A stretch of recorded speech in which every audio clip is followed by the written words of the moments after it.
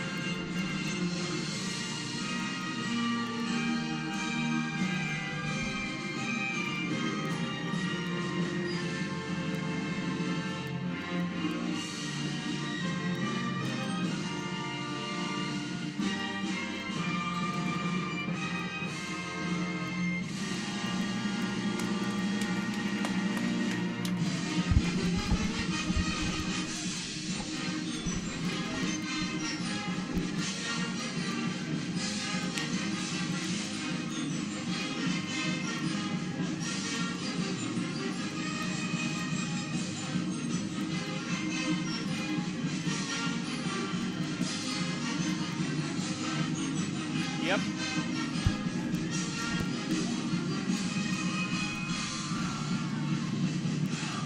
Happy Sunday, soccer fans, and welcome to Milwaukee, Wisconsin, where the Marquette Golden Eagles will take host of the University of St. Thomas Tommies in a non-conference matchup here at Valley Field alongside my partner, Jackson Gross. My name is John Layuzi, and Molly Gresslock will be joining us periodically throughout today's broadcast on Marquette University Television in Jackson. It's a big game for Marquette. They are coming off a big win Thursday night here at the Valley, a 1-0 win, the first shutout win for the Golden Eagles. Rachel Johnson got that started in the 17th minute. Yeah, she was really strong in that game, and they just got to keep building the momentum. I mean, the past 4 games, they've been outscored 10-2. So getting that clean sheet against UIC was huge. Let's see if they can keep it going against St. Thomas. Today with a record of 2-1, most recently coming off a 3-0 win on Tuesday against Wyoming. And St. Thomas goes to D1. Soccer fans, you might be asking yourself, I've never heard of this team. Well, let's tell you a little bit about the Tommies out of Minnesota. It's the first year that they're in Division I, moving from Division III. In this past year, they moved all 18 of their sports to the Division I level. And we talked to Marquette head coach Frank Pelias earlier today, Jackson. He said this team is very well organized. They've had a strong non-conference schedule to get ready to D1. Yeah, and he also talked about how their coach is really smart to put such a non-conference schedule, because not only are they playing some good competition, they're learning. So that way they can keep getting better as they continue in their D1 career. Well, we are just about ready for the ultimate kickoff here on this Sunday right here at Valley Fields. And for the next 3 hours, we won't worry about NFL Sunday, the first week of the NFL's 2021 season, as Marquette and St. Thomas get ready to kick off here on MUTV. Marquette wearing the home whites, and we'll give up their starting lineup in just a quick second. They are in the huddle as they get ready to head to half field, while St. Thomas, they wear the road purples with the white stripes down the sides. For Marquette, up at top, they'll be facing the defense first. Up at top will be Elena Ecker and Elsie Twombly as the forwards, Alex Campana, Rachel Johnson, Katrina Weatherill, and Alyssa Bombasino in the midfield, and we are underway here in Milwaukee. The Tommies moving the ball quick up, and that one will get out of bounds, and Sprecher will throw it in. Sprecher, in her graduate student season here at Marquette, for the first time in her time as a Golden Eagle, playing on the back line after 4 years as a forward. And she's done a really good job in that transition. We will have a redo, or perhaps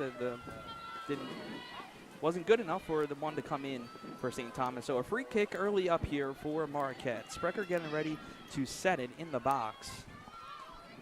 Coach Pelaya is saying that he's looking for his team to start out fast and with a purpose here on Sunday. That one not able to get into the box, and St. Thomas gets it back on the offensive side. Abby Brander sends it up, and that's Madison Burrier who gets it right started for Marquette. Trina Weatherwell bringing the side up all the way. Nice cross up the middle. Eckert now has it. Eckert coming off a big season last year for Marquette. The lone season where she's seen most of her productivity as a Golden Eagle.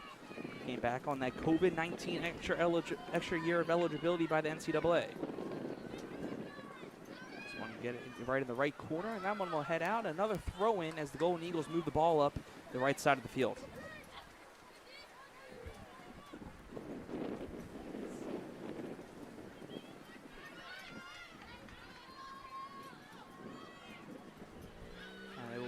Taken. Elsie Twombly sends it in. But St. Thomas Phillips will take it all the way back out now. Good ball control by the Golden Eagles early on in this one. Campana goes down as she loses the ball, and St. Thomas will try to keep it, but there is Rachel Johnson. Back to Campana. Yeah, I think this is the pressure Coach Pelay was looking for to start out. No shot on goal, but good early pressure. Lexi Searid sends it all the way to the left, just in front of St. Thomas's bench, but it'll go out of bounds, and a throw in for the Golden Eagles again. Popped up, and Johnson tries to get it right around midfield. There is Maddie Monticello, but can't hold on as Tommy's move it in to the Golden Eagles side for the first time today. Abby Brentner has it. She's taken on by Kylie Sprecher. Shot on net, but it goes out and it sails far right. And it'll be a goal kick coming up for Mickey Easter. Easter in net for Marquette today. The redshirt first year out of Culper, Virginia. In her second season as a starter for Marquette. Last year split the season, the shortened season for COVID with Lauren Schill. Easter got her first clean sheet of the season on Thursday against UIC. Handball there, and it will be a ball turned over by Marquette, and St. Thomas will get it back.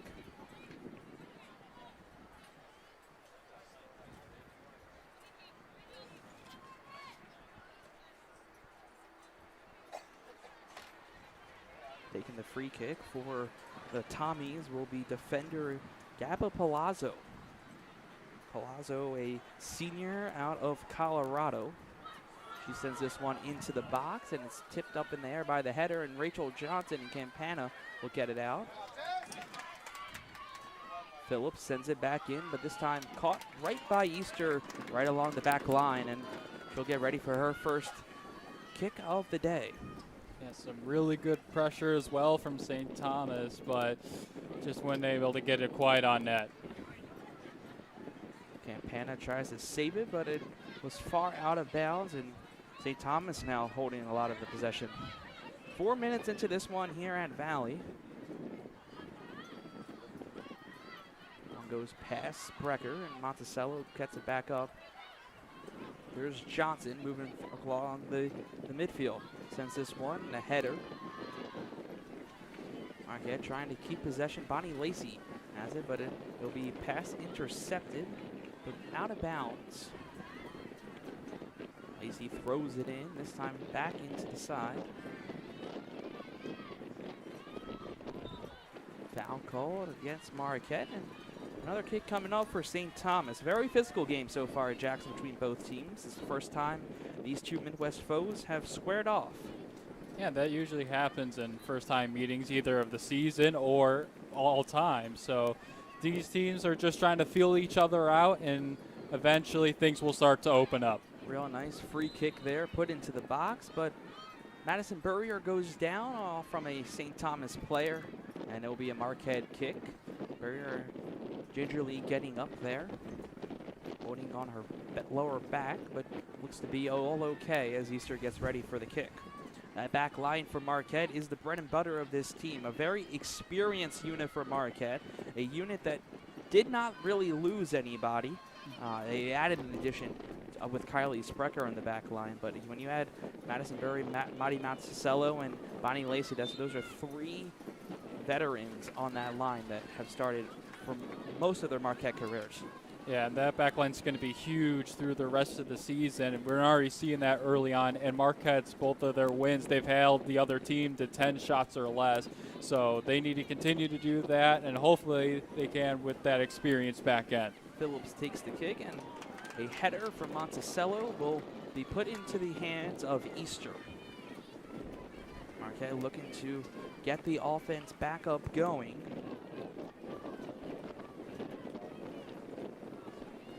Coach Pelaez saying the game plan is pretty much similar to what they went out on Thursday, as they did have a couple of days of practice between matches. Gropman passes it out to her defense. Shannon McWilliams sends it up. Tommy's moving alongside the Marquette sideline. There is Branter, and that one out of bounds from Sprecher, and a throw-in coming up for the Tommies. Yeah, nice little through ball from Huber there to get that opportunity and see what St. Thomas can do with the pressure.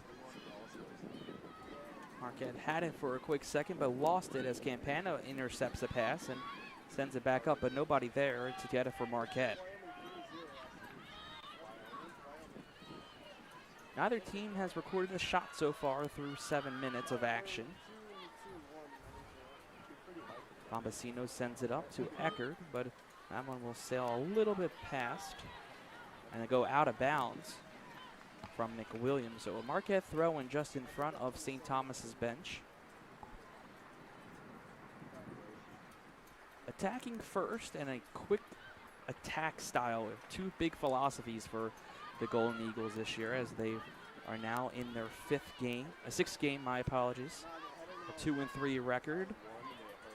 2 wins have come here at Valley against UIC on Thursday, and in the season opener against Central Michigan. That was a 4-3 decision for Marquette.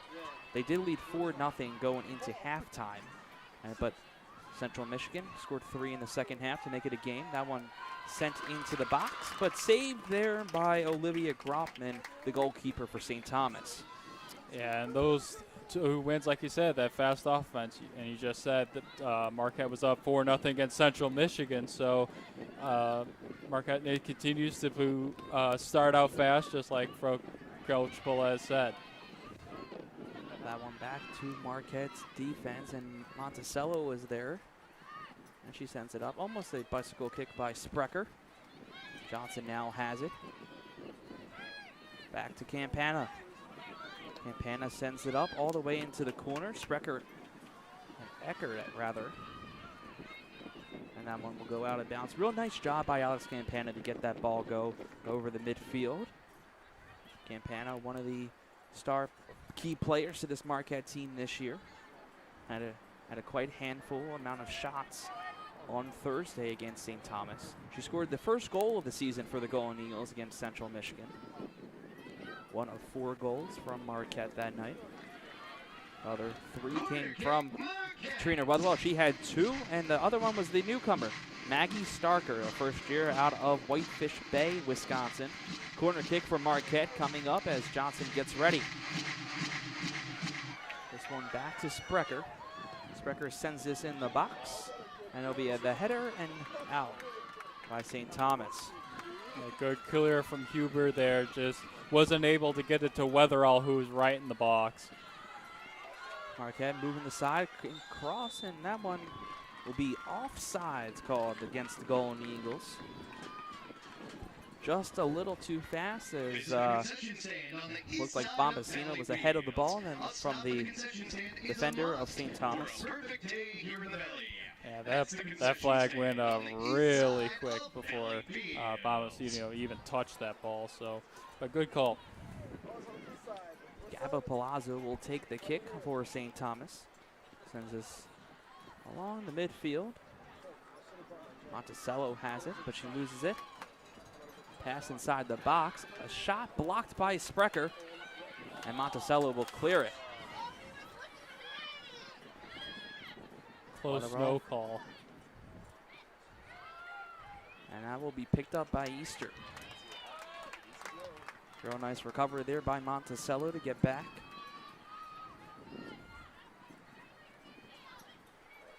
Looks like it was Lexi Hubbard who went down for St. Thomas. She's back up now. It looked like she was grabbing her shoulder as first as when she was getting back up. Campana falls to the ground with the ball, and St. Thomas will get a nice slide tackle there from Campana, and Marquette retakes possession.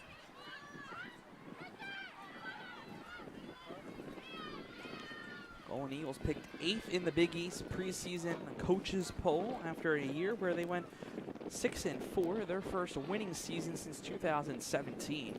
It was also the first year that Coach Frank Polias was at the helm of the Golden Eagles. Twombly moving her way in. Tries to recover, but the ball will go out of bounds off of St. Thomas.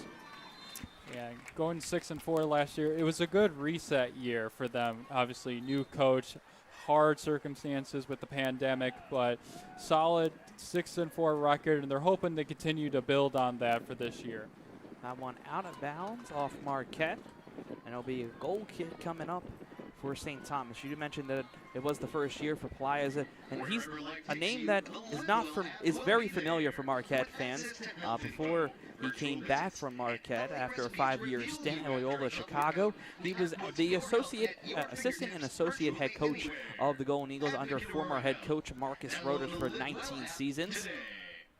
So whenever I talk to him for the Marquette Wire stories or even at these games, his connection to Marquette is a really personal one, and it's just really great to talk about. Yeah, and I think it was a good hire. You could bring someone in who knows the program, but is also going to change the culture a little bit and try and get things turned around from the past few years. There'll be a throw-in coming up for St. Thomas. Marquette returns 24 members from last year's team, including 9 starters. And they're all out on the field right now for Marquette still. Wetherell, one of them, and she started 47 of 51 games in her Marquette career. An outstanding stat. This one put into the left corner. Bombacino trailing for it. They'll be sent out of bounds by Palazzo.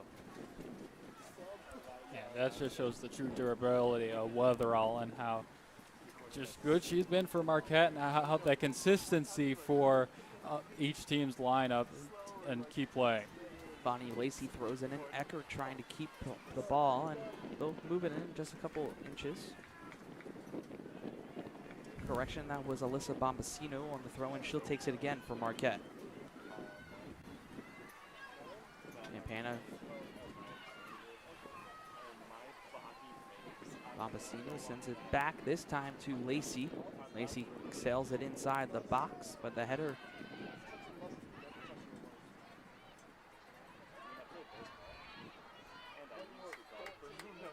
Plaza will now clear it back all the way to Marquette's side of the field. Yeah, real nice clear there, and good defensive structure from St. Thomas.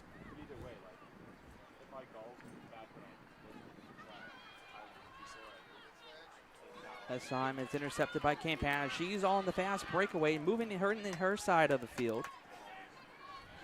As Phillips will take it. That will go out of bounds. And Sprecher will get ready.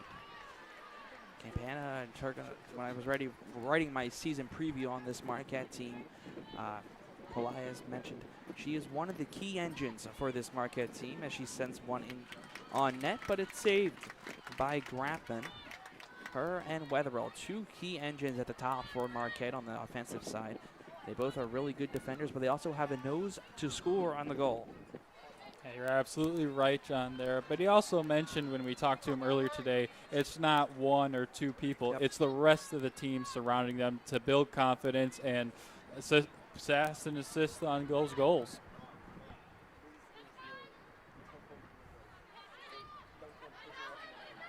As Monticello kicks the ball out of bounds, it'll be St. Thomas ball. Tess Phillips to throw it in. But Marquette regains possession. Anna sends it up, but now Weatherall. There is Twombly. She's moving her side in the right side of the field. Crosses it in, but stopped, and she gets the rebound.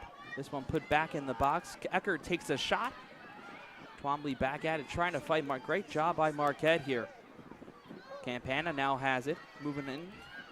Takes a step back and gets it to Sprecher. Sprecher, the shot on net, but it just sails just in front of the crossbar. Yeah, real solid opportunity there for Marquette. Really good pressure inside, but just sailed that ball a little bit over. Grumman getting ready for her goal kick here coming up.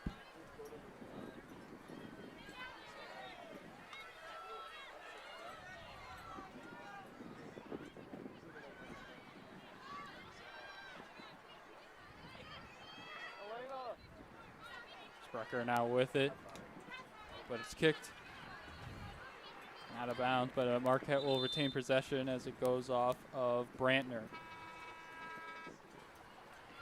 Mia Hurdle comes on for Marquette for Alyssa Bombacino. Hurdle comes on for Bombacino. Sprecher will now throw in. Throws it back down to the corner. Eckert now will retake it. Thanks for taking that over, Jackson, as we were trying to fix some technical difficulty problems.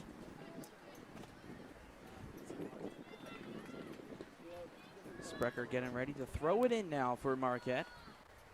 Just a little bit, we're in the 18th minute of this contest. Looks like the Marquette men's soccer team had in attendance right behind the cage. The bird's nest, they call it. Weatherall takes a shot, but just above the crossbar. Real nice job there by Katrina Weatherall with a little bit of a bicycle kick, trying to show her moves in front of the men's soccer team. Yeah, very impressive there. Just wasn't able to get that nice little angle on it and trying to angle it towards the net a little bit, but still very impressive from Weatherall. This one back to the back line for Marquette as they get ready to reset.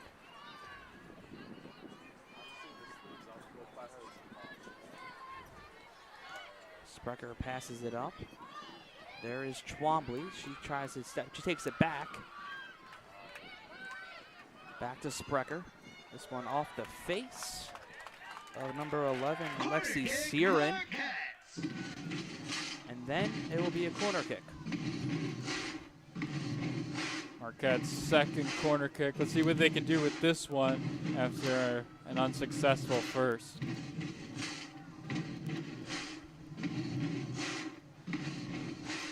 Johnson getting ready to take the kick for the Golden Eagles. Sends this one in, blocked and put back out, but Sprecher there with the rebound. This time she sends it in the net, but saved by Grapman. A couple of nice saves there and another shot from Sprecher. This looks like Marquette's not able to get through that defensive structure on those crosses, and good job for St. Thomas. Coach Goliath mentioning that this St. Thomas team is very well organized for a team that just moved to D1 from D3 as we opened up our broadcast. I mean, yeah, the current head coach right now has been there for 15 years, so not much has changed in terms of the structure, but the competition definitely has changed. And over the last 5 years at St. Thomas, the Tommies have posted a 82-17 and an 11 overall record. That's a winning percentage of 78.6%. A really great stat and a great, obviously, winning culture over in Minnesota. See if they can translate that now to D1 from D3. Junior Eagles who want to be a part of this year's Marquette Kids Club. Members get free admission to all on-campus sporting events, as well as an invitation to attend two men's basketball now games has at it. Pfizer Forum. In addition, Kids For Club the members receive Tommies. exclusive gear, a membership badge, and more. To learn Angle more, now over to visit Phillips. MarquetteKidsClub.com. She sends it That's up, MarquetteKidsClub.com. but it goes out of bounds, and it'll be Marquette ball. Stoppage happening on the field, and telling Sprecher to move back just a little hair. Was right above the flag in midfield. Sprecher throws it in. Eckert gets it on the touch. She gets her rebound, and foul called against Eckert. She's not agreeing with it. I would agree with her. Didn't look like she did any harm there. Yeah, but I think it was more a little bit of offensive foul, if that makes any sense. But yeah, I'd agree with you too, John. Tess Phillips sends this one in. Johnson, where she got it, the head official called time, and there will be a Marquette kick coming up. 4 fouls for the Golden Eagles, 2 for St. Thomas through 21 minutes of action. Marquette leading the shots also 4-0. Looking to get one past this back line for the Tommies. Burrier sends this one up the field. Monticello back to Wetherell. Outside. Wetherell in the right left corner.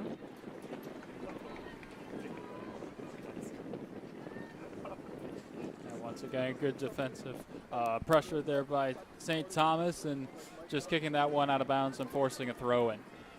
Substitution on the field for Marquette. Mia Hartle comes in for Alyssa Bombasino. This one put into the box and taken back out. A lot of headers through this game so far. Hartle moving in, crosses it. Johnson tried to get it, but she fell down to the ground. A sniper on the pitch. A terrible grass monster got her on that one.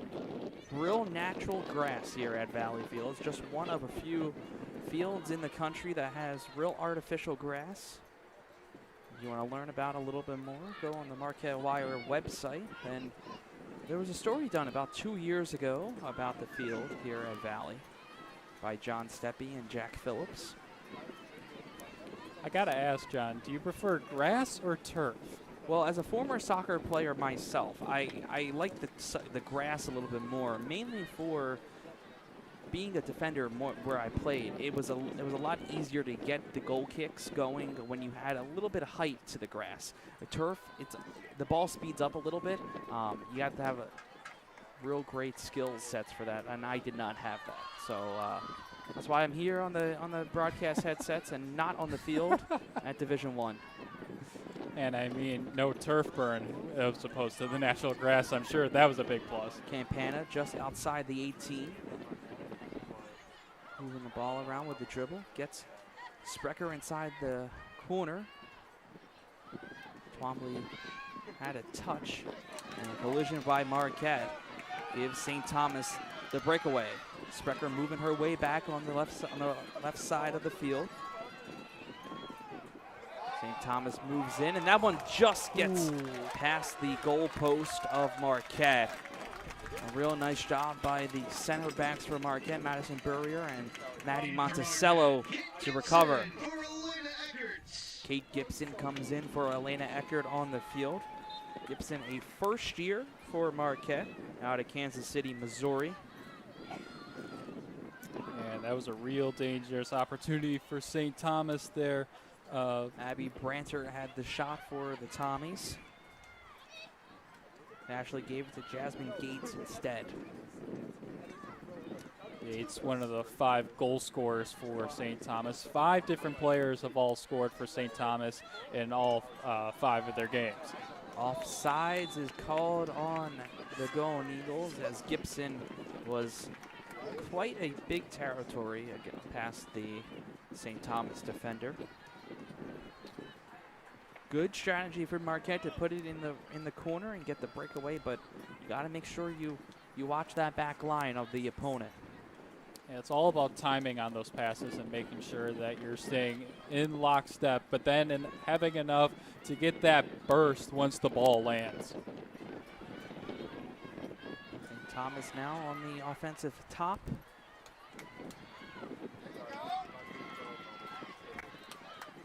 Retaining possession on the offensive third, but this one sent back on their side of the field from Bonnie Lacey. Back and forth action here at Valley. 26 minutes into this one. Branter has it in the corner, crosses it into the box, and there's Johnson to intercept it. Campana taking it along the field, brings it up to Twombly, just ahead of Twombly rather. Phillips now has it back in the middle. Natalie Engel passes it over to her right side to Palazzo. Back to the defense. And that one gets off and past Phillips, and there will be a Marquette throw-in.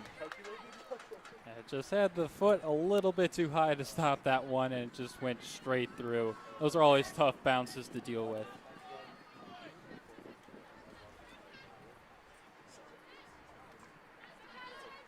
That one out of bounds.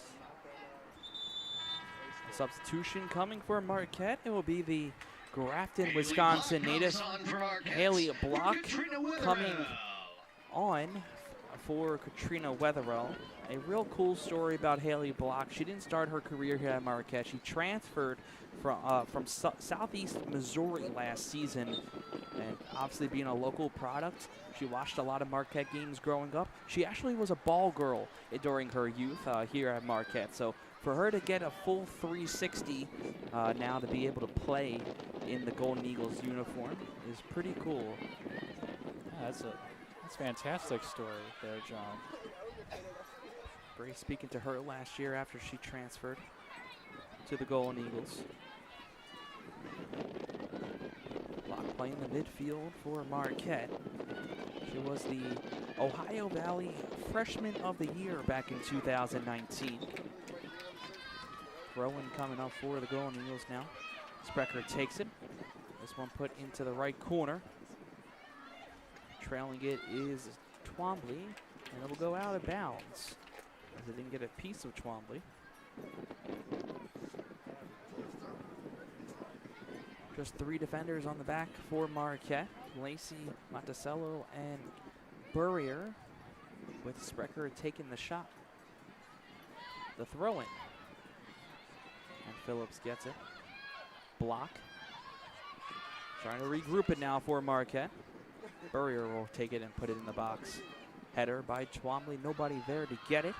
And it'll be picked up in an easy save by Olivia Gralpman. Really nice cross in there by Burrier. A nice header on the pass as well. Just like you said, no one there for Marquette to snipe one home. Ball around the midfield as this one is put in. Monticello.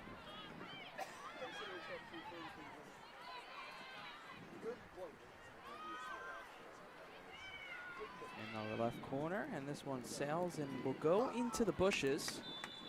And a goal kick coming up. 2 substitutions for the Tommies.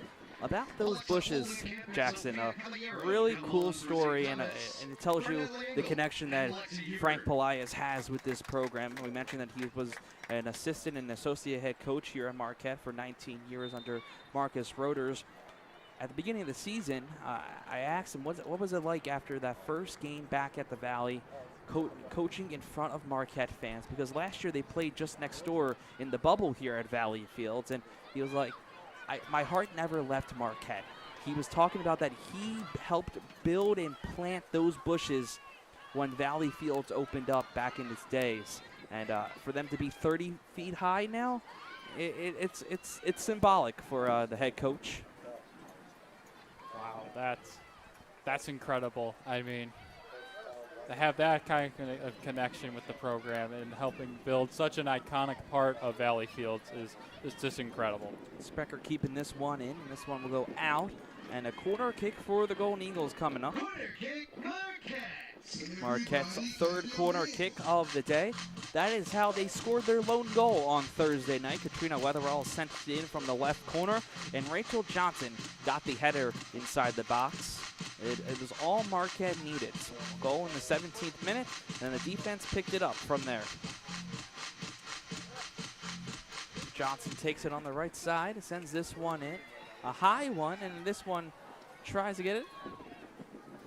Block tried to attempt the header, but it took an odd bounce in the 6th.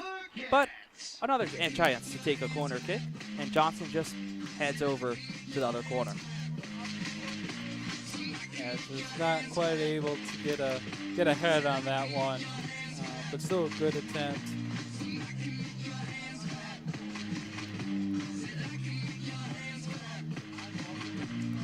Johnson, a native of Omaha, Nebraska, a redshirt junior, sends this one in.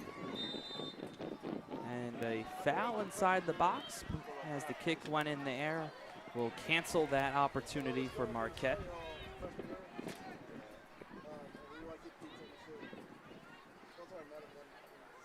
It just looked like there was some tussling in the box there and on the jump, and foul on Marquette.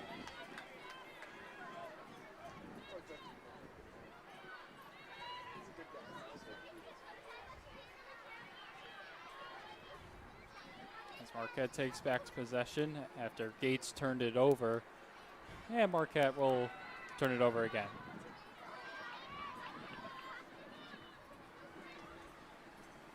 As the Golden Eagles, Kate Gibson now has it on the left side. She moves her way up. She gets the rebound, stays up with the ball.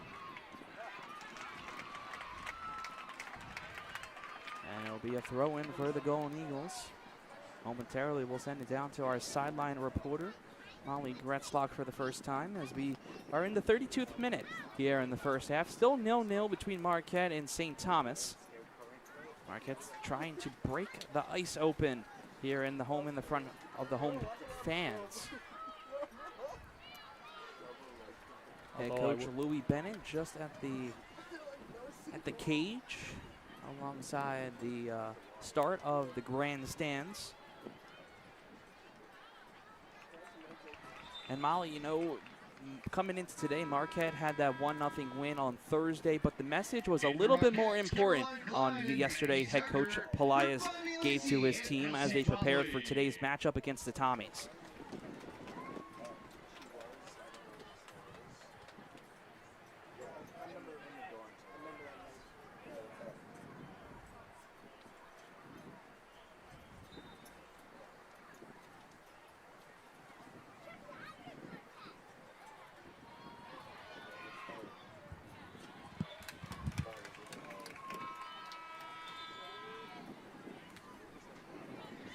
In for St. Thomas, Emma Fournier and Lissa Mizutani. Let's try that again. Lissa Mizutani for Jasmine Gates. We apologize for those technical difficulty problems. We'll try to get Molly back on the broadcast momentarily. As Groffman takes the shot on the goal kick.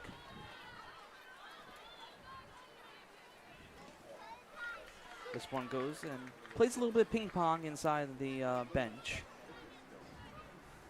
of the Tommies. Guess it's a good idea. They're standing outside the bench and not sitting in there. We'll try it again. And Motley, you know, talking about the message that Coach Pelias gave to his team yesterday coming into today's match, it was about obviously improving and continuing the success from Thursday in that 1-0 win. But being the 20th anniversary of September 11th, the tragic terrorist attack in New York City with the Twin Towers, the Pentagon, and a field in Pennsylvania, that's the message that he gave to his team a little bit. Yeah, just a heavy day around the nation, obviously. A lot of sports were tributing yesterday. We saw college football. But Pelias said it was just important to remind the team of sacrifices people have done and what they've gone through. Coach knew that people that were affected directly, and he was even getting choked up before the game about it. He just said that yesterday was just a reminder to the players that with the world and COVID last year, to come together, enjoy each day, and even everyone, but he even added in, but to compete like no other out here today. So we'll see what happens. Back to you guys. Thanks so much for that report, Molly, as St. Thomas is now on the breakaway 2-on-2 as the Golden Eagles trying to get back. Nice job there by Madison Brewer with the stop. And they get ready to begin. Block with the header and deflection towards Campana. Maggie Starker has checked in for the Golden Eagles. Campana takes a shot on net, but it sails too far left of the post, and it will go out of bounds. Starker came in for Elsie Twombly. Gabba Palazzo off. Lissa Mizutani on for St. Thomas, as well as Emma Fournier on for Jasmine Gates. 10 minutes left of the first half here at Valley Fields in Milwaukee.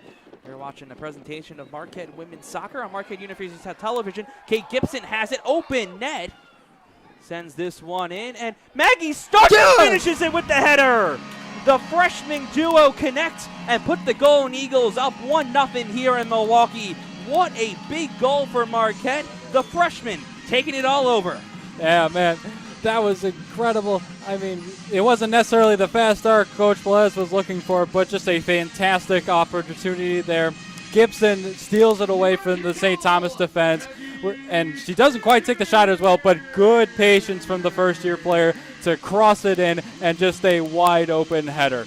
Starker's second goal of the season with Marquette.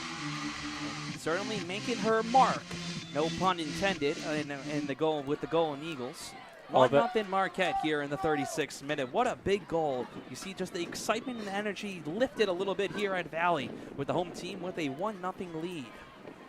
Yeah, energy is always important at home games, and to get your home fans involved is amazing. But quickly, John, you definitely know that was a pun intended. I mean, say what you want to say, Jackson, but we'll say off record on my part. But as one went out,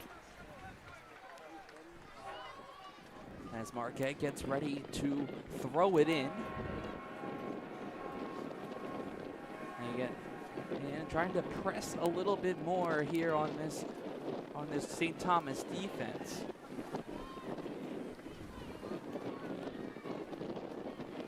Monticello back up.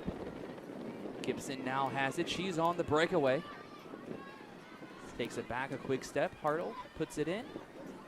Starker, can she get two? And it gets a little bounce, and it goes out. So we'll go out of bounds. A throw-in coming up. Inching close to halftime here. Marquette. We will go and let's take a look quick back to that goal from Maggie Starker. As in our replay operation, you see Kate Gibson moving it in from the right side, and Starker just had an open net goal, and she got the header. A real nice goal there from Maggie Starker, showing off all her IQs of soccer, and got the bird nest going. A new feature here on MUTV this year, the replay system. Thanks to our live remote coordinator and director today, Charlie Wakes, along with Steve Kraus, for getting that up and running in 2021. Nice replay there, and like you said, definitely smart header, and like we talked earlier, Gibson with the patience to cross. St. Thomas now takes it up on their side. Time stopped. Be a foul called on Sprecher. I didn't pick up on it myself, but obviously the official is on the field. He gets paid to do this, and I get to be over here, Jackson, with you. But yeah, I mean, I think they're mainly calling it because she was kind of forcing her out of bounds a little bit, so that's probably why the foul. But I'm glad to be here with you, and yeah, I'm just glad. Great to be back live at the games here at Marquette.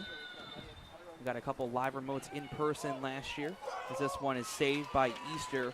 But last year with our MUTV live remotes, we didn't get to see the fans here in the stands cheering on their teams, and just great to be back in a normal sporting environment. Obviously, COVID is still going on, and we all are trying to be as safe as possible as we hope to get to the end of this pandemic. As that one is picked up by Easter, just right at the top of the 18. It's been great to have fans back in any capacity, and obviously both of us were at the Al McGuire Center last night for Marquette's game against Kentucky. Fortunately, they lost, but having fans back, it's such an electric atmosphere, whether it's here at the Valley or at the Al or eventually at Pfizer. Pfizer, we're just about over a little 2 months from the start of the Marquette men's basketball season under new head coach Shaka Smart. And speaking about Shaka Smart, we'll flow this in. I asked Coach Pelias, what's the strategy? What can we see from the defense here today? At improving and building on that clean sheet on Thursdays. We're going to do a lot of old Shaka presses, he said. And I said, I'm going to use that, and I'm going to quote you for that. And he realized what I did. The first Marquette goal was scored by Maggie Starker. She was assisted by Kate Gibson. The goal came in the 36th minute, and So that was really cool that you can see Polias, obviously a well-rounded soccer and sports fan himself, and to incorporate a little bit of a fellow colleague of his. Yeah, and to be a good coach, you can't just pull from one source, even if it's in the same sport. Going from other sports and other activities is important to be well-rounded and to get your team the best opportunity to win. Well, the press kind of defense is what Shaka Smart is known for, and most notably when he was at VCU, one of his stops before coming to Milwaukee. Corner kick from the Golden Eagles, this time put in the air. Can they get the rebound? Another header. Breyer with the shot, put back up in the air. Sprecher now. Eckerd with the shot, and that will go out of bounds. Aggression, Rachel Johnson on that shot. My apologies. Also substitutions on the previous stoppage. Emma Taylor came on for Marquette for Alex Campana, and Kristen Eberly came on for St. Thomas for Emma Fournier. Emma Fournier off for St. Thomas, and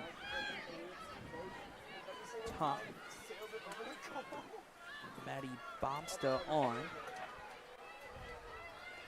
And for Marquette, Emma Tabor came on for Alex Campana. Johnson now has it just on top of the box. She falls to the ground. She'll get back up, though. Burrier with the stop. Moving herself up the middle now. Back out to Hartle alongside the left side. Golden Eagles pressing and moving up. Starker moving herself back in the box. Loses it for a quick second. And she'll be called for a foul. St. Thomas getting it back. It'll be the 8th foul of the half for Marquette. Yeah, there's a little bit of a push off as she was trying to get the ball back as it stopped. So good call on the foul. And for me personally, maybe this is the same for you, Jackson. I'm okay with seeing a lot of fouls. It shows that players obviously have a want and they have this motivation to be tough, to own your home field a little bit, because this is going to prepare them for a very challenging and very competitive and physical Big East season, which is just a couple weeks away when Marquette starts against Butler. Yeah, absolutely, John. I mean, I have no issue with offensive fouls. Yes, they're frustrating, but you're showing that you're aggressive and you want to score.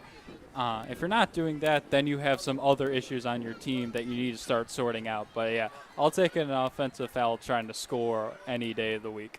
Burrier getting ready to send the kick across field for the Golden Eagles. Puts it in. Tabor with the header. Can't hold on it, though, as St. Thomas will regroup. Maddie Bomsta got that. Bomsta getting it back. She falls to the ground. Foul call as she went down. Free kick coming up. Just inching close to halftime, under a minute and a half. 1-0 Marquette.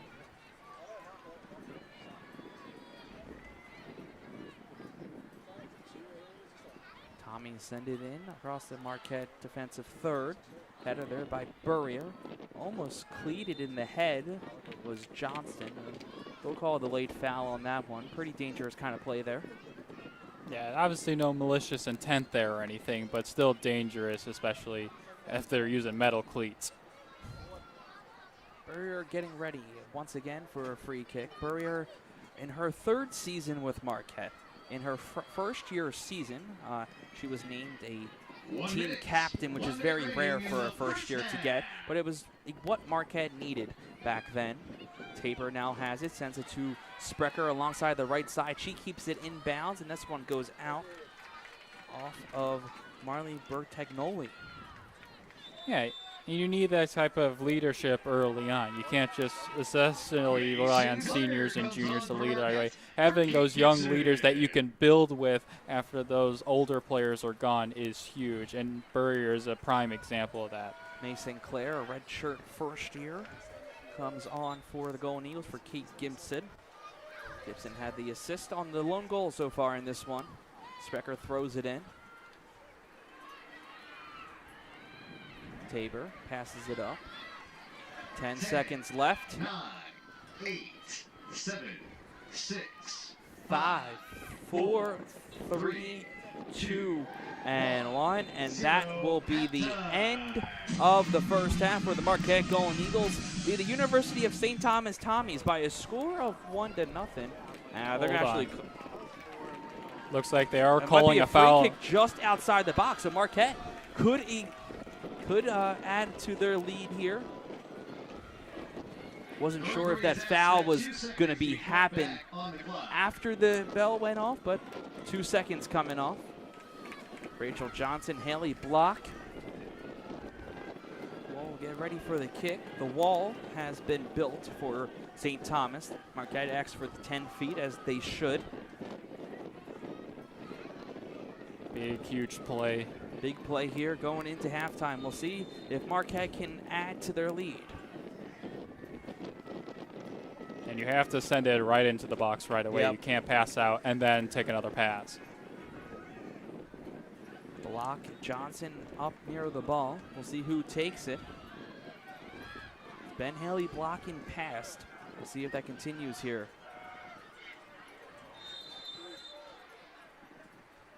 Johnson takes the shot, and it's in! Rachel Johnson adds Marquette's goal, and it's lead 2-0 just before halftime. A free opportunity is a free goal for the Golden Eagles. Yeah, late mistake there by St. Thomas on the foul, and great shot from Rachel Johnson. Instead of trying to go right over the wall, she went to the side to try and get it to her teammates, and she just able to snipe at home. Well, Frank Polias really hoped that his team came out in that first half with a purpose and started fast. 2 goals is a good result, I would say, from the broadcasting side, and that will put us into halftime. 2-0 Marquette. Rachel Johnson, 2 seconds before halftime, adds to Marquette's lead. Oh, we're going to hold. Our apologies. We thought it was halftime, but we got 1 second. We'll start it off here before. So maybe third time's will be a charm. There's the second. And there's the sign as the Golden Eagles will head into the locker rooms with a 2-0 lead. And before we send it off for our halftime break, we'll send it to Molly Gretzlock right at the sidelines. Molly? For the break, but I wanted to touch on those freshmen. Maggie Starker got that goal to give them that 1-up, and now that 2-up at halftime, giving them a little relief and breathing coming into the next half. But Polias said that freshman class is sponges. They just adapted to everything, willing to work hard, and he said that's what he likes to have on his team with his culture. He said that he even touched on with the upperclassmen, making sure that they accept these younger people and that they are willing to help them, and they're just helping be successful overall. Back to you guys.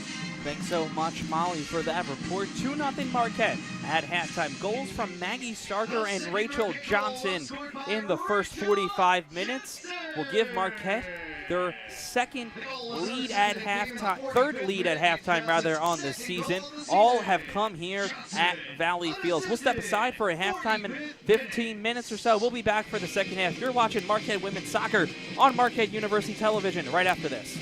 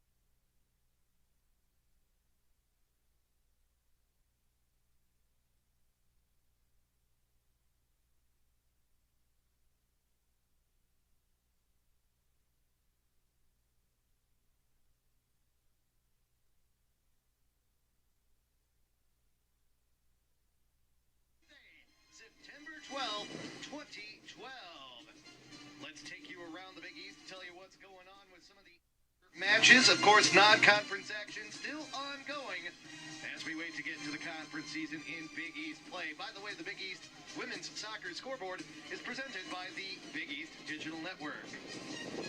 Very late in the match between Xavier and Loyola Chicago, but right now it is Xavier with the 2-1 lead on Loyola. That match is under 1 minute remaining. Chloe Neitzel and Emma Marcus with goals in that match for the Musketeers.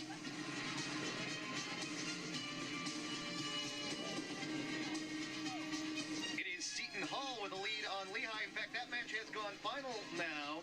Julia Aranov with the lone goal in that match for Seton Hall in the 3rd minute as the Pirates get the victory over Lehigh today, 1-0.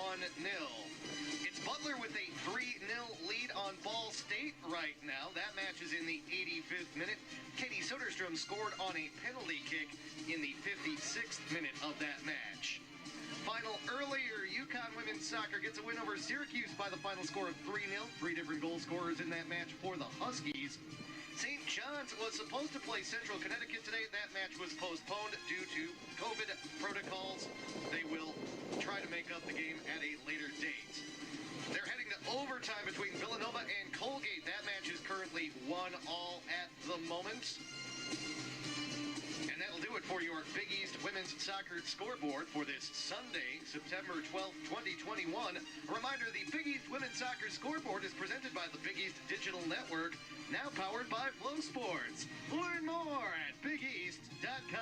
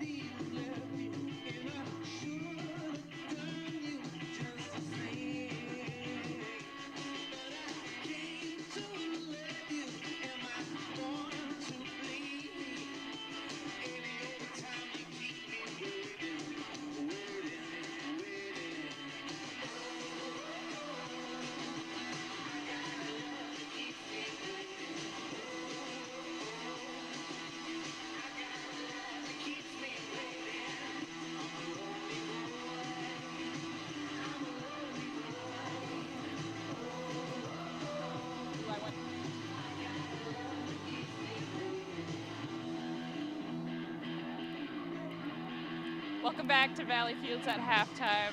I just wanted to touch on Rachel Johnson, who just got that goal prior to halftime.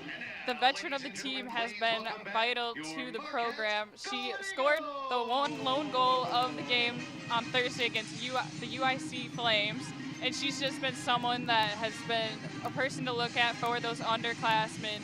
As Pelaya said before, that everyone's just working together to support each other. Confidence is a big key, working together to help everyone gain confidence, freshmen, first year, all around on that team. So we'll look forward to see what happens in this second half and see how they can keep this game rolling with the momentum.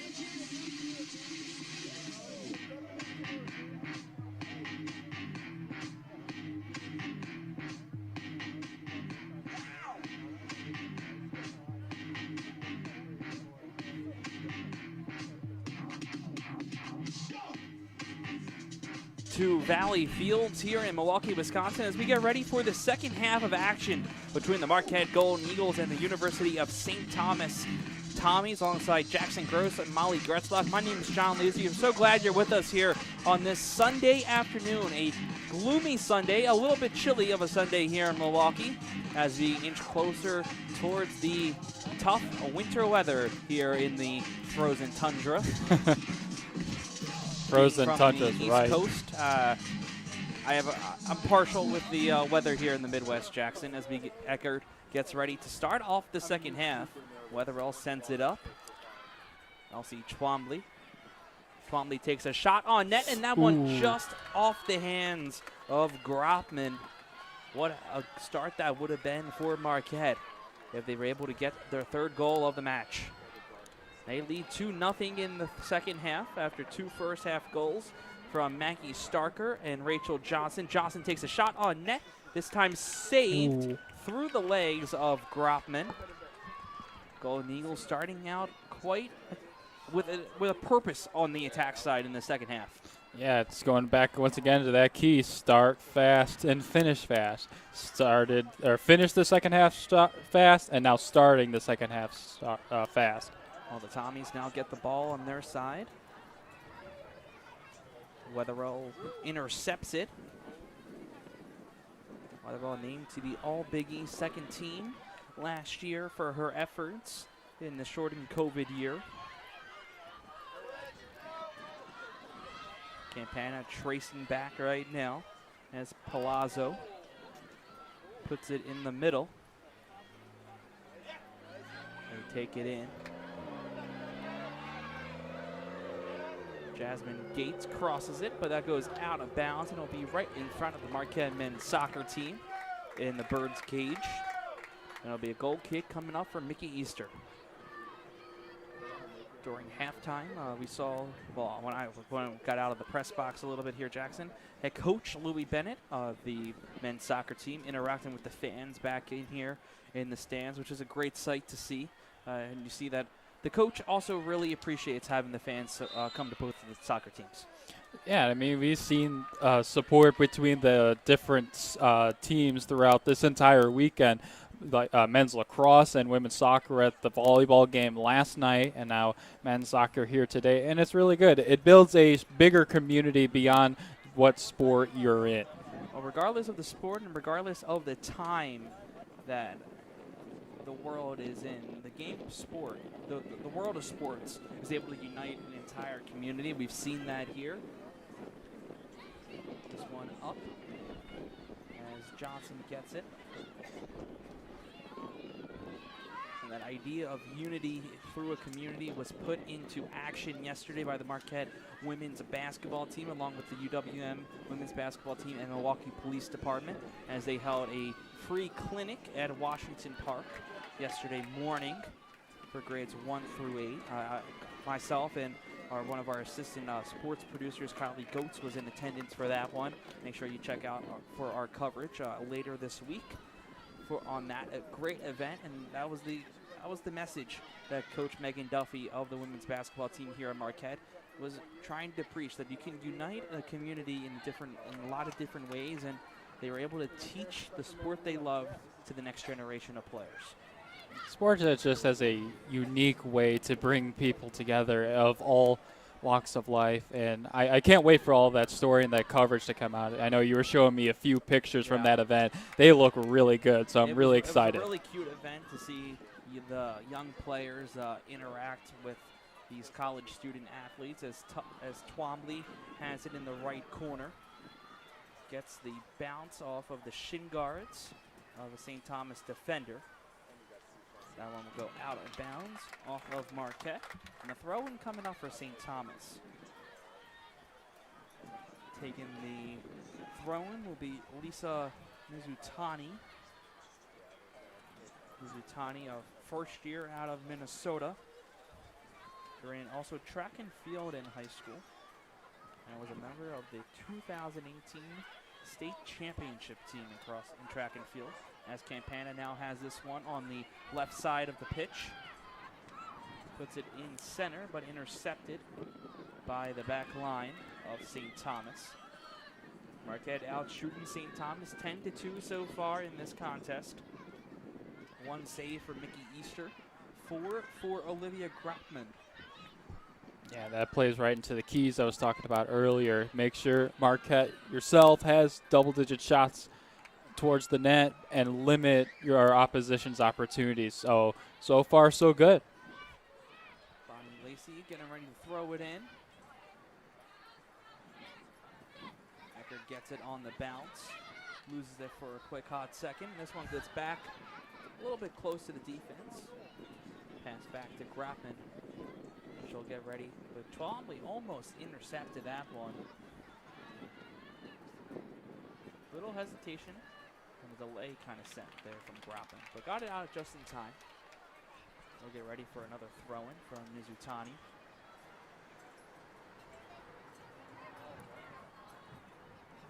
Little history on the Tommies. They're 19-2 on record in 2018.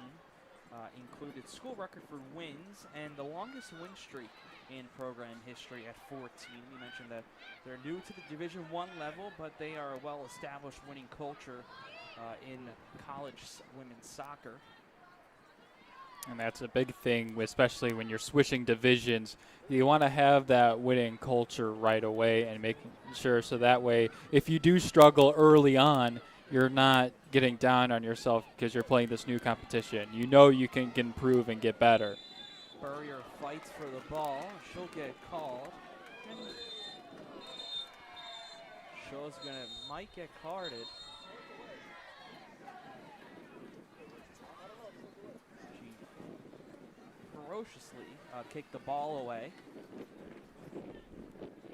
She does not look happy right now. No card awarded, just a warning there from the official. It was that one-on-one, 50-50 kind of ball opportunity, and a little fall to the ground. No harm done or vicious as this one is put into the box. Tried to head her, and Twombly there with the clear. Yeah, you just got to make sure you still keep a level head and not kicking the ball out of bounds like that. So. Thomas moving the ball back into the defensive third of the Golden Eagles. Back and forth.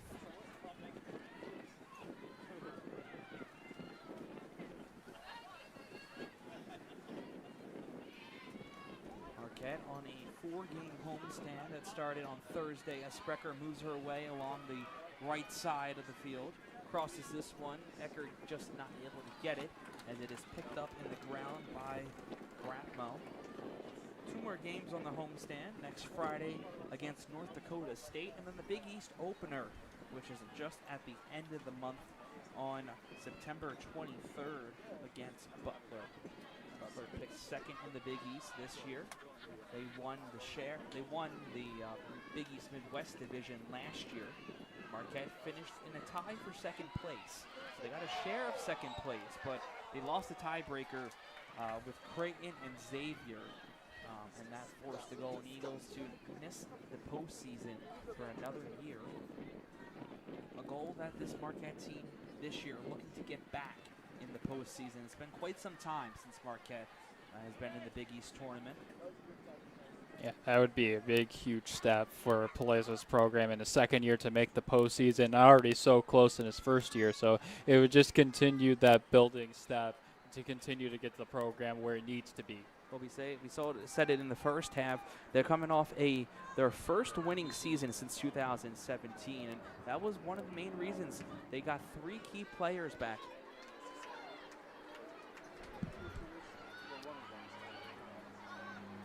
Gates now will pass. Little fight there between Johnson.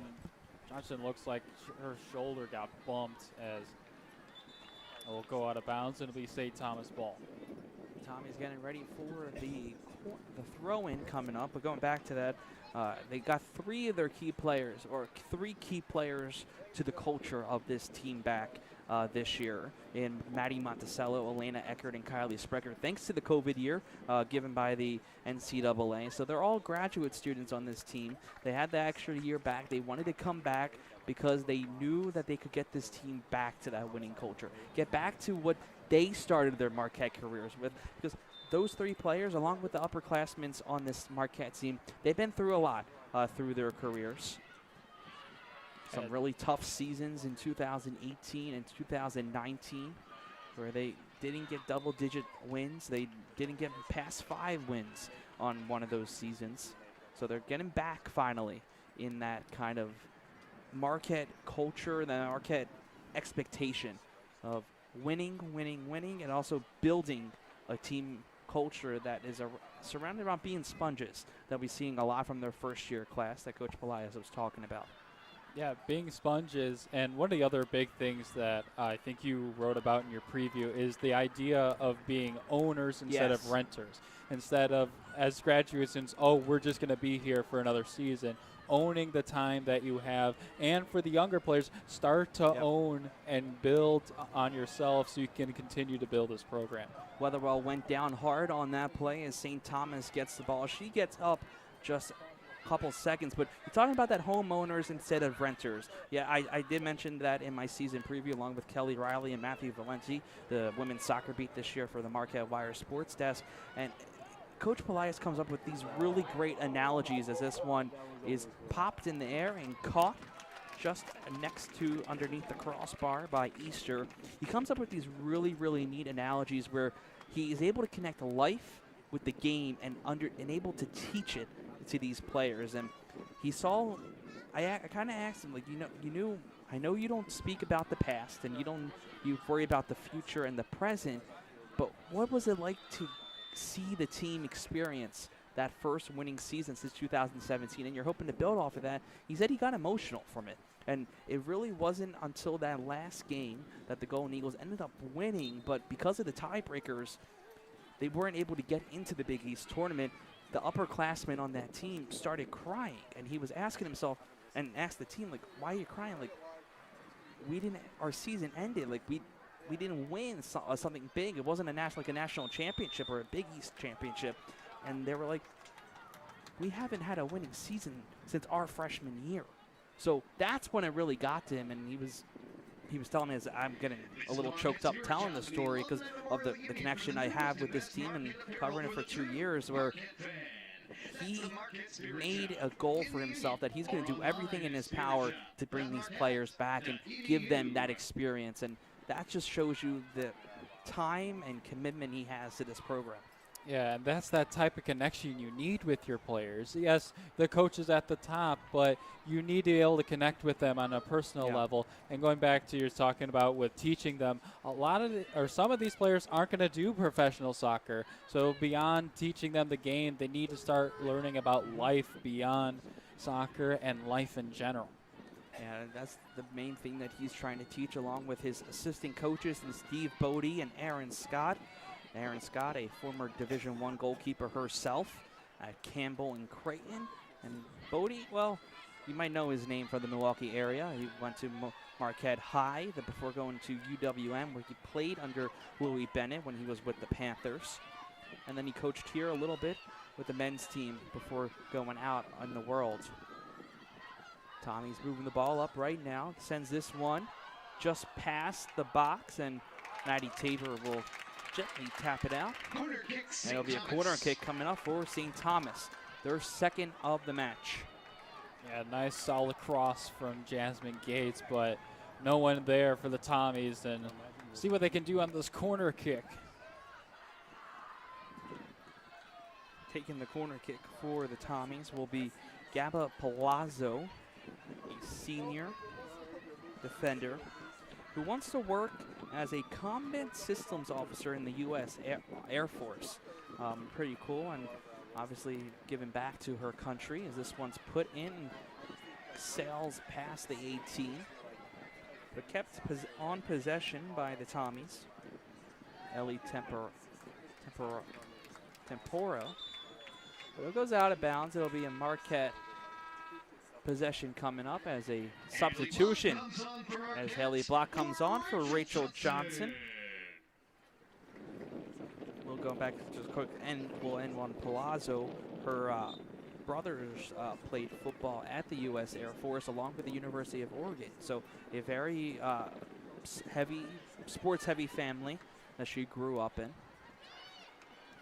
sports and service. I Yes. mean, both of them wanting to work in the U.S. Air Force. Her brother going to the Air Force Academy. So sports and service are two really good places to be in. As Marquette's Bonnie Lacey getting ready to throw it in. Lacey, a familiar face on the back line. She has started in each of her last 15 games for Marquette. That dates back to 2019 for the Golden Eagles. Yeah, she has really grown as a player. I'm really impressed with how much she's been able to translate her play and continue to grow and continue to be a leader. Campana makes the move and the Euro step, but loses it on the pass by the Golden Eagles.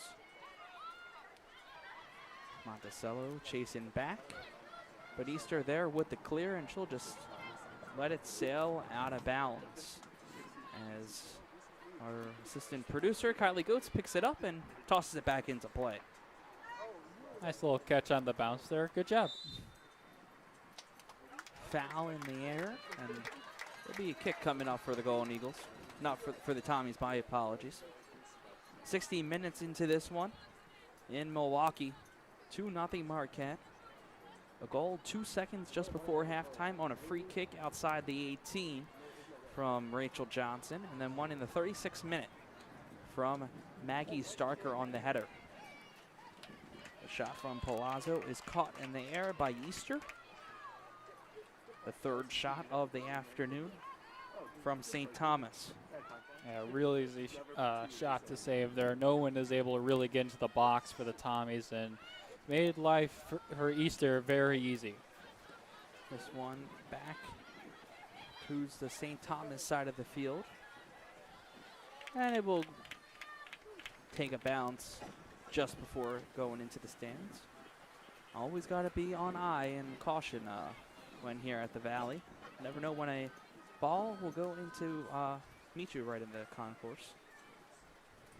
Got to keep your head on a swivel. That's what I always tell right. you. In any sport, keep your head on a swivel. A busy weekend of Marquette sports ending here today along with the game tomorrow. The game tomorrow will be here at Valley Fields as the Marquette men's soccer team takes on in-state rival Wisconsin. Sam Marco, Ava Maris, and Kristen Parisi will be on the coverage for the Marquette Wire Sports Desk.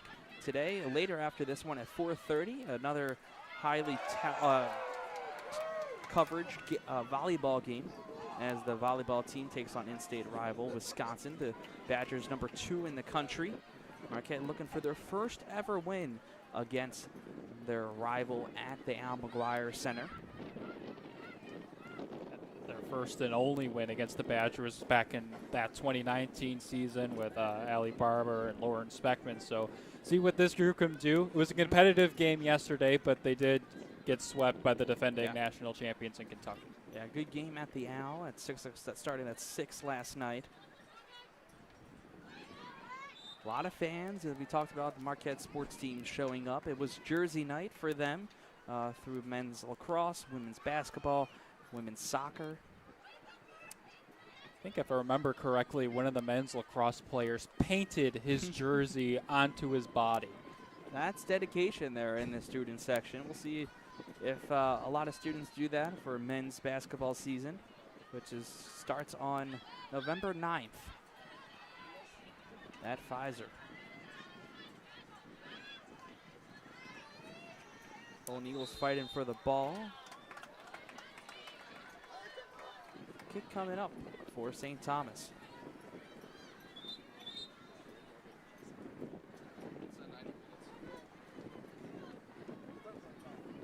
St. Thomas competing in the Summit League this year as they move from D1 to D3 to D1. They were picked to finish 9th in the preseason coaches poll. Palazzo sends this one in, but a header and clear by Marquette. Gabe turned the clock around, but Palazzo retakes it, puts this one in. But Easter there with the diving save, and she will get it started for the Golden Eagles. Palazzo has appeared in 57 career matches for the Tommies coming into this year. She's played in all 5 games for them this year, and she was an All-MIAC recipient last season. Yeah, part of that real strong back line for the Tommies. 4 out of their top 5 defenders are all seniors, so a lot of experience on that back end. And that's the kind of experience and the kind of DNA that you kind of want when you make a big move, in the type of competition you play at D3 to the competition you're going to see in D1. In for Marquette, Alexa Mizzalidis comes in for Alex Campana. A few substitutions for St. Thomas as well. We'll get you those momentarily. Yeah, and getting back to your point, you don't want to throw a bunch of first years and sophomores into the fire D1. It's good that they have this many seniors on their roster. The substitutions for St. Thomas, Cora Smith in for Ellie Tamporo, Sophia Calabero in for Lexi Hubbard, Emma Fournier in for Lexi Sierra. Tommies now have the ball on the offensive side.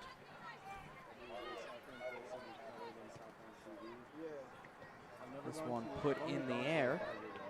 Danicorn. Close to a handball.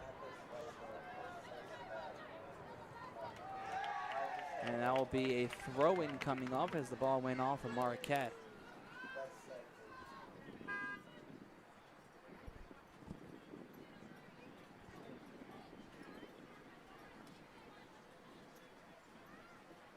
Palazzo throws it inside the box. Block has it. Stopped, but probably tried to fight for it. But possession hold by the Tommies. Branter now, just inside above the 18. Passes it around. Shot fired over the net. And it will meet the fence behind it. We're seeing a little bit more of an offensive identity in the second half by St. Thomas. They've had good shots, Jackson, but it's a little bit too much on the push end. Yeah, I mean, they're getting their good opportunities, but they're not getting anyone in the box to disrupt Easter's rhythm. And then when they are getting those shots, they're overshooting. So they got to clean up their mechanics when it comes to how they're shooting it.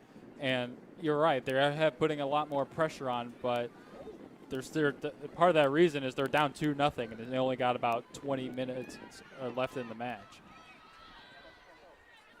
It's in the 67th minute of this non-conference matchup. Following the match, we'll have Coach Pelaez on with Molly Gretzlock for a post-game interview, so make sure to stay tuned for that one. We talk to the leader of the Golden Eagles, as hopefully it will be the score will stay where it's at right now, or a little bit increase in favor of Marquette. Tommy's moving it in, but that one get out. There will be a corner kick coming up. Corner kick, St. Thomas. Emma Tabor came off for Marquette, and Julia O'Neill came on for the Golden Eagles. O'Neill, a first year out of Illinois, finished her high school career at Jackson with 70 goals and 50 assists. Talk about a career. You know, this, like Molly said, we talked about, it was Molly and then us, we talked about this Marquette first year class. It was all recruited virtually, as that shot hits the net on the other side, so no good, a goal kick coming up. The coaching staff that you see a lot through even not just at Marquette, but college sports in general, they weren't able to go on the road. They weren't able to go do what they normally do for the recruiting process.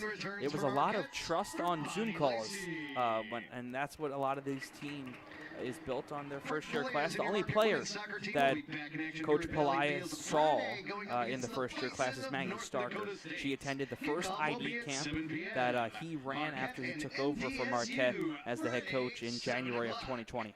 Yeah, and he was talking to us before the game that he'd just met 5 of his new players during the preseason. So It is tough, especially still with COVID going on to continue recruiting, but shows, like you said, a lot of trust in the program and the coaching and of the players to come here even with these circumstances still going on. Marquette looking to come up with a corner kick, another goal on the corner kick perhaps as the clouds move in a little bit here at Valley. 2:31 here in Milwaukee on the Central Time Zone. We appreciate everyone watching this afternoon stream, regardless of where you're at in the country. Hopefully you pulled a few away from some NFL action today. I mean, this is the only pitch and the only kickoff that matters here on Sunday. Exactly. But as Marquette looks to fight for the ball coming up here. Monticello traces it, and this one kicked out, and will go through the hole on the metal fence and bounce back onto the pitch. But if we are talking about NFL, I do have to say my Philadelphia Eagles are winning right now against the Atlanta Falcons. I think so. It's a good start for a young Eagles team. Yeah, I'm excited. I even picked up Devontae Smith. Oh, Unfortunately, he's on my bench. He's on my bench, but I did pick him up. So he had the first touchdown of the season for the Birds. I have to wait a few more hours. My Bears aren't playing until Sunday night in Los Angeles. That's tough. Yeah. Sunday Night Football on NBC as Mickey Easter gets ready to take the kick on the punt. About good 40 yards. Pretty good, I would say. I mean, if they ever want to start up a Marquette football team again, there you go. There hasn't been a football team since 1960 here in Milwaukee. A little fast forward. Make sure. Well, I'll be. I was actually given something from our student media advisor, Mark Zoromsky, of kind of a potential series we could be doing with football players from Marquette. So keep an eye out on our social media handles for that, along with the Marquette Wire website. Should be an interesting series. I did write a journal story last year about the Marquette football program and homecoming and all parts of that, and it was really interesting to learn about all of that. Ended up learning that the reason the football team folded is because of lack of funding in that last season. And to be fair, they weren't very good at the end of their run. Well, and back in the 1960, the football team, along with the track and field team, were discontinued due to funding. Obviously, track and field has come back here at Marquette. Do you ever think Marquette football will make a return? It's going to be tough. I think in this time of where college athletics is and facilities and starting up a team from scratch, it's going to be, it would be a challenge if it ever does come back. I'm not saying the possibility is tough or whatnot, because Marquette actually started their lacrosse programs from scratch just a couple years ago.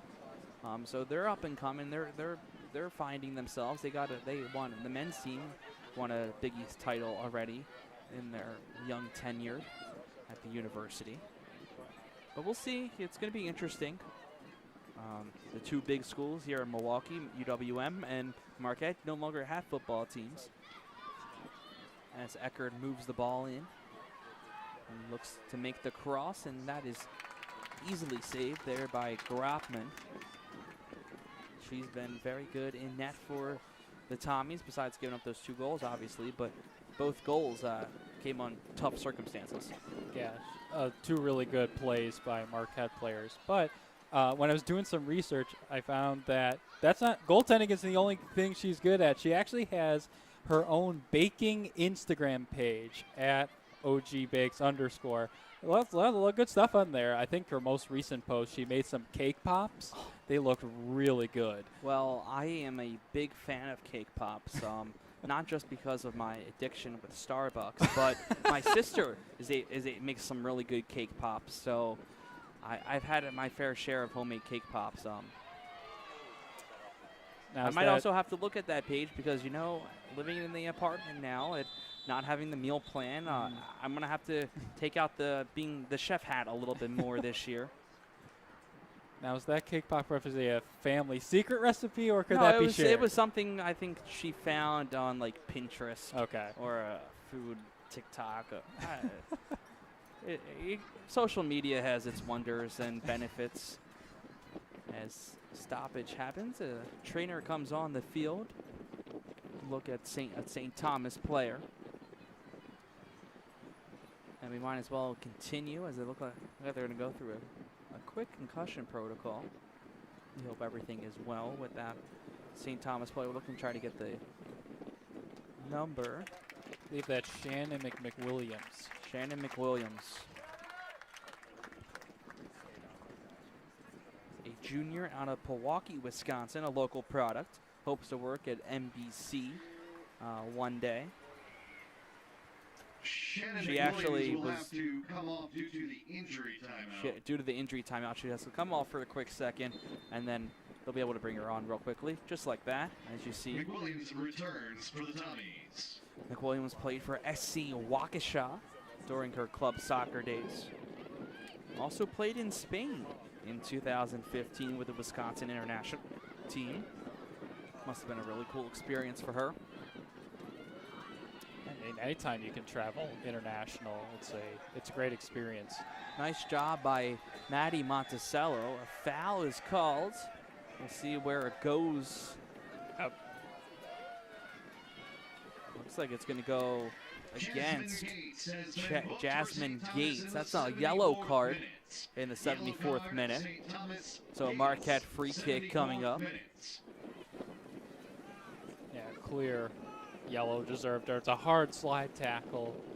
She's trying to make the right play, but completely upended Marquette player. So well-deserved yellow.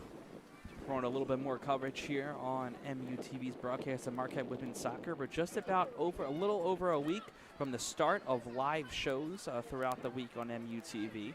The first show will be September 21st. GSR returns for another season. Tyler Peters is taking over as the executive sports producer on that one. Then on Wednesday, it will be Marquette Now with Vanessa Rivera as the EP. And on Thursday, it will be Marquette Lately with Ryan Hagan as its new executive producer. So make sure to book your calendars for those days. It'll be great to get the shows back up and running on the second floor, and also to show off the new desk that's in Studio 6. Yeah, I'm really excited for those. I'd say set your DVR, but everyone streams everything these days, so there's no point. Believe it or not, I record stuff still. Oh, so, okay. It might be just I'm getting a little bit older, and yeah, it just might be that reason. But come on, you're still 2021. You're fine. Berger takes the kick, sends this one in net. The header from off a St. Thomas player. Weatherall tried to get it. Block now gets it for Marquette. Ball staying inside the box. Now the clear.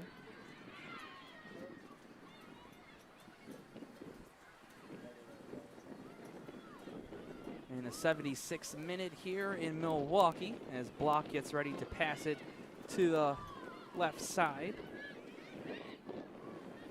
As Caroline Klein has come into the back line. And Molly, we'll send it off to you. This has been a very close kind of game, but also what do you have for us? Yeah, I wanted to touch a little bit on the defensive side of this team, more specifically right in the goal net right here in front of me. Mickey Easter, that redshirt freshman goalie, has tallied in her first clean sheet on Thursday night against UCI. And she's just been solid in the net this year, coming up big, proving herself, which has just been amazing. They have two other goalies, but she's been seeing the most time, and rightfully so. You can see her practicing in her eyes. She's just determined. And John, in that preview that you did before the season, she even said that every day she wants to prove herself week in, week out. Every chance she gets to play, make the most out of every opportunity. And if that doesn't speak volumes, I don't know what is. Back to you guys. Thanks so much, Molly. Obviously, Mickey Easter has made a name for herself in the net for Marquette. In her traditional first-year season, she played one half in a game, a non-conference game against Northern Illinois, and then last year she really started going as the keeper in net for Marquette. But as Molly mentioned, Jackson, she split the time last year with Lauren Schill, another talented goalkeeper on this Marquette team. Schill played a little bit more than Easter last year. Schill ended up with 29 saves on this season in about 7 games. And Easter, she's been playing a lot this year. Chloe Olson, a newcomer to the goalkeeper unit, also played a little bit in that BYU game, which was a tough 7-0 win for Marquette. But for now in the home field, it's been Easter in the cage.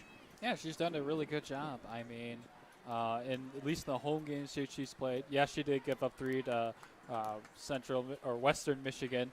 But overall, she's been good. She only gave up 1 to Notre Dame, and she's on her way to her 2nd straight clean sheet. So really solid play from Easter, and she'll have some more time to grow as here in the Marquette program. Yeah, for sure. Her career save percentage is just a little bit under 81%, which is a very good start for a player who has only played in 9 collegiate games. As Sami's trying to break the scoreless mark as Klein pops it in the air. University of St. Thomas fans were looking for a handball there, but no call. Tommy's regaining possession on the offensive third. Banter falls to the ground, a shot into the box, but it will bounce and go out of play, and a goal kick coming up from Easter. A little bit over 12 minutes left here in regulation. Get your tickets now at GoMarquette.com. As you can hear through the PA system here on our broadcast, 4:30 is the start of the women's volleyball game against number 2 ranked Wisconsin. Tyler Peters and Ben Schultz will be covering it for the Marquette Wire Sports Desk. I'm sure we'll be heading over to the Owl after we finish up here at Valley to see a very good game. A tough game for Marquette, but hopefully they'll be able to bounce back after last night's clean set sweep. Yeah, that was a real tough game last night for Marquette volleyball, but they competed. I mean, it wasn't like a 25-15. They lost 25-21, 30-28, and 26-24. So it was a good game. Obviously, you would like to win a set or 2 there, but really good. And I think they can take that and put in a much better effort against Wisconsin. Both teams make a handful of substitutions. As the Golden Eagles pop it up, block, trying to get the offense going for Marquette. And this is the crucial time for Marquette where Coach Pelias is really hoping to see a fast finish for his team, meaning they're not just lollygagging. Maybe that wasn't the right word to say, but he wants to see them finish with a little bit of a purpose and a little bit with that intensity and energy that they started out with when they come out of the locker room. Exactly. I mean, you don't want to just take your foot off the gas, or what my friends would call it, park the bus, as it were. You still want to have that same intensity, because if you're up to nothing, especially in Big East play with 25 minutes left, or even though there's 10 minutes left in this one, but you still want to have that same intensity because any team in the Big East can come back at any point. So keeping that intensity throughout and continue trying to score and have that pressure is really good to build into conference play. We're in the 81st minute here at Valley Fields. Jackson Gross, Molly Gretzlock, John Lucy here on the call on the Marquette University Television's broadcast. We got 3 more live. But that one goes in. Marquette adds on a goal. It looks to be Alexis Miletus, her first goal as a Marquette Golden Eagle, and that one is 3-0 Marquette, 81st minute. Wow, just a quick goal. We weren't expecting that. We were both just talking, and just a fantastic goal right there. Hopefully we'll get to see a replay of it, but we were just talking about finishing fast, finishing strong. Goal in the 80th minute. I can't think of a better example of that. That's a big goal there for Miletus, her first career goal in the NCAA as a Marquette Golden Eagle. After the goal for St. Thomas, Kristen Epperly for Cora Smith. We'll hope to get a replay of that momentarily on our broadcast to break that down, as it literally just happened with a snap of a second as I was getting ready to go into a promo. The goal, rather, a little bit more important. As that one bounces out, and it'll be a throw-in coming up for the Tommies. And to finish off what I was saying, after today, we have 3 more live remote broadcasts on MUTV. Next Saturday, the Marquette volleyball team will take on Northern Iowa in match in the Marquette Invitational at 6 p.m. And then 2 volleyball broadcasts in October, on October 16th against Seton Hall at 6 p.m. and October 30th at 6 p.m. against Providence. That shot is saved as O'Neill tried to get her first goal, but Grapple came up with the save. Yeah, some really solid games in that broadcast schedule, I should say. I'm really excited for all of those. We'll obviously have broadcasts on MUR as well, and make sure to keep an eye out on our Twitter handle at MUWire Sports for those broadcasts as they get announced in the coming days. O'Neill sends it back up. Weatherall chasing for it, but Grapple there with the pickup save. An offensive explosion here today for Marquette. One more goal, they will reach their season high in goals at 4. And Sprecher clears that one. Foul is called on Melitas. And I think this is the type of game that Marquette was looking for. Just get more than 1 goal. They only 1-0'd UIC. Get some goals. Get this offense going. And again, they've been outscored 10-2 in their past 4 games. So getting this here was really huge for them to kind of get this offense rolling. Klein sends this one out of bounds. A throw in from St. Thomas. Block will get the rebound. Back to Klein now as Melitas works it back up. Block to Weatherwell. And open grass for Kylie Sprecher, the forward, moving the ball up. Well, the traditional forward, and now the defender. Able to bring a lot to the back line for Marquette. Knows how a defender would defend against her when she was a forward for Marquette, but also able to still have that attack and have that offensive urge from the back line. Yeah, having that two-way ability on the back line is huge. Being able to turn good defensive possession into potentially good offensive possession. So that experience her being on as a forward is really huge, transitioning to a back line. Weatherall went down for a quick second as Branter now has it, sends it out to the left. Crossing the box, header by Klein will clear it. Weatherall gets the bounce back. And the big clear by Burrier. Grapple can't hold on it with her hands as she's outside the box, so she'll have to pass it to Palazzo. Nice block there by Melitas. Yep. That one will go out. A foul called against Klein. Marquette's 16th rather, 26 combined fouls in this game. Marquette out shooting St. Thomas 12-6 on the afternoon, inching close to the end of regulation as we're in the reaching the 86th minute. Weatherall clears it, so just playing keep away for the most part now as Marquette has a nice little lead and cushion of their own. Yeah, just trying to salt this game away. No reason to take any unnecessary risks at this point, and just get out of here with the win and be healthy.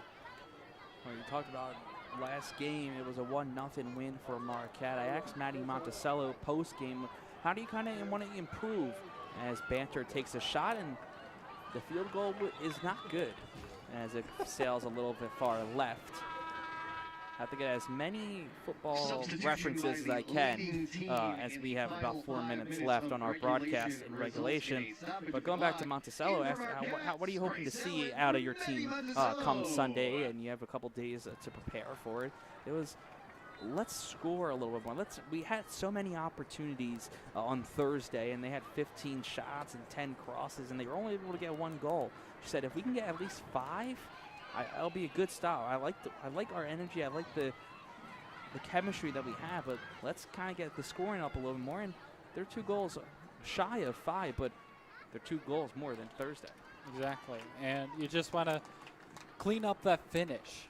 Like, I think it's what that big part of it was, is cleaning up the finish, because they're, like you said, they had the pressure, they had the opportunities, they just weren't finishing. So going back and reworking things and tweaking things to get those finishes is huge, and clearly it's worked today. Burr gets ready for the goal kick. Weatherall with the header. And that one will go out of bounds.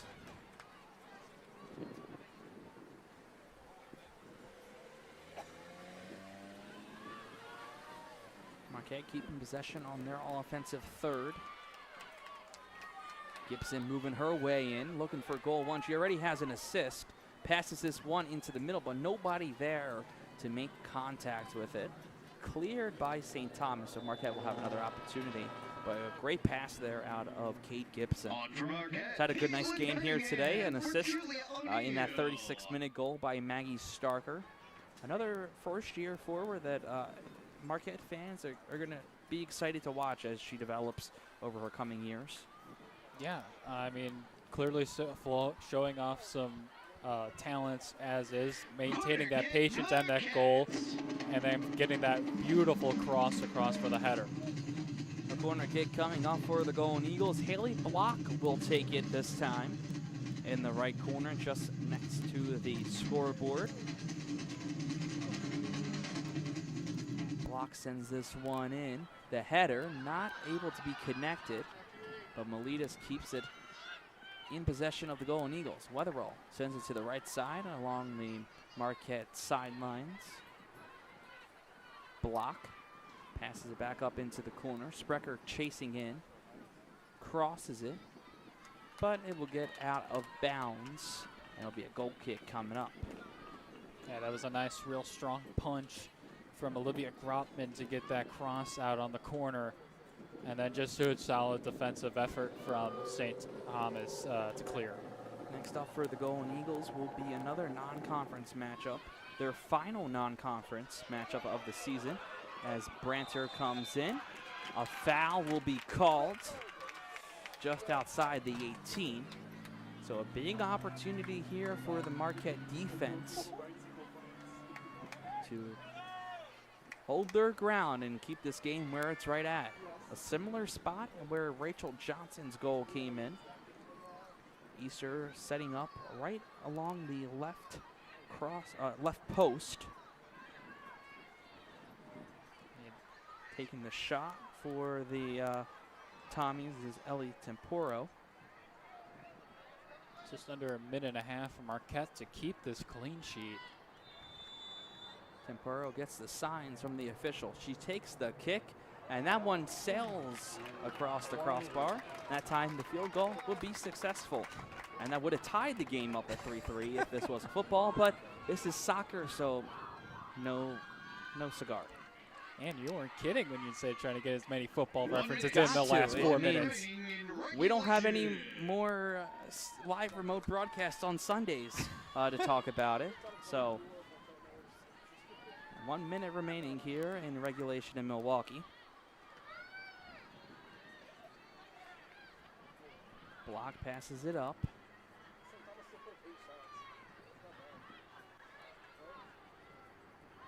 Just 30 seconds left now. Marquette looking to even their record on the season.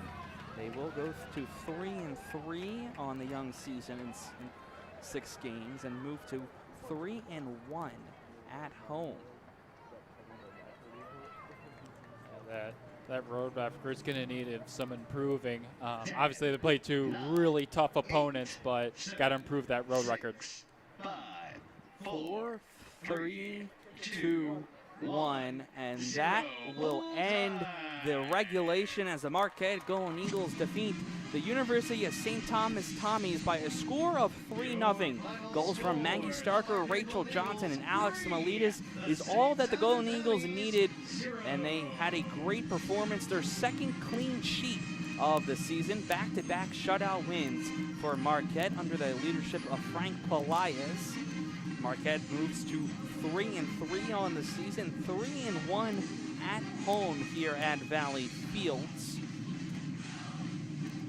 As both teams shake their hands as they go into their post-game exercises and they stretch. Jackson, before we wrap it up here on our broadcast, before we go to the post-game show where we'll have hopefully head coach Frank Pelias talking with Molly, just your main takeaways from a big win for Marquette, now 2 straight wins. Yeah, this is truly where you start trying to build momentum right as you get into conference schedule. You said one more non-conference game left before Big East plays Giant. So this was huge for them to try to continue to build this offensive momentum. And it was a good effort on the back line, too. I mean, only allowing 9 shots, and one of the big keys was not allowing more than 10 in each game. They've allowed 10 or less, so really strong effort all around. And the offense looked good. They had a lot of opportunities. And whether they can continue in the next couple of games is the question, but a really strong effort. And credit to St. Thomas. This is probably one of the better teams they've played so far in their non-conference D1 schedule. So good on them. They kept it close, had some nice opportunities throughout, but just weren't able to capitalize.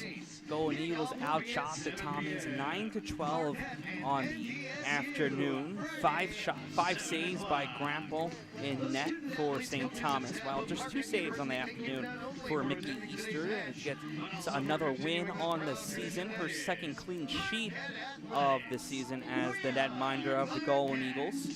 And again, Molly, we're talking about how big of a win this game is, but also a win to protect your home court. Your home field is just as important for a young Marquette team like this Marquette women's soccer team. Yeah, they've been good at protecting their home court, and that speaks to this dynamic that Frank Pelias has for this team. Going back to August 15th on Twitter, I saw on Twitter from the Marquette soccer Twitter page, they go to his house, have family dinners together just to spend time together.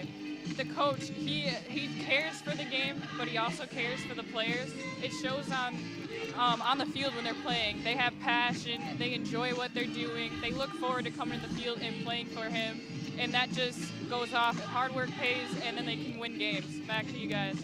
Absolutely. You're talking about how important those team bonding events are for a team that before they go into the season, which can be very long and very gruesome, but for Pelias, it's really about bringing back that culture that he helped build over 19 seasons as an assistant and associate head coach at Marquette with Marcus Roders. And this team in the verge of getting back to that. They're becoming those homeowners, not renters, with his philosophy. And 2 back-to-back wins after a tough 0-2 road stand in Utah with losses against number 14 BYU and Utah State is just the response that this team needed to get going.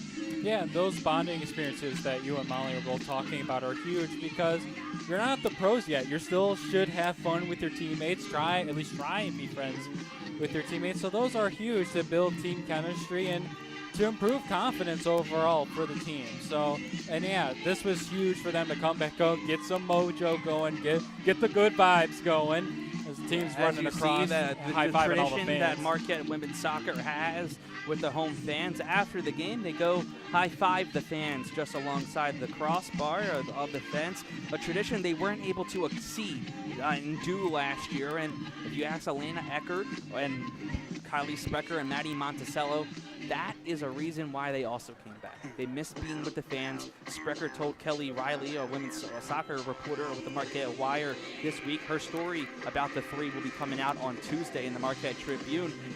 She didn't want to end her Marquette career on a not normal kind of feel. She wanted to experience what a final season in college should all be about.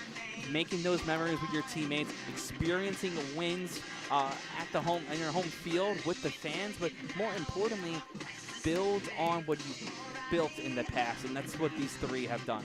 Yeah, they want to continue to make their, I'll use the pun, make their mark on this team and on this program as a whole, and I completely understand. I mean, I wasn't here of all last year, but the year I was here, fans here at the Valley are awesome, and it's such a great atmosphere to watch any sporting event here.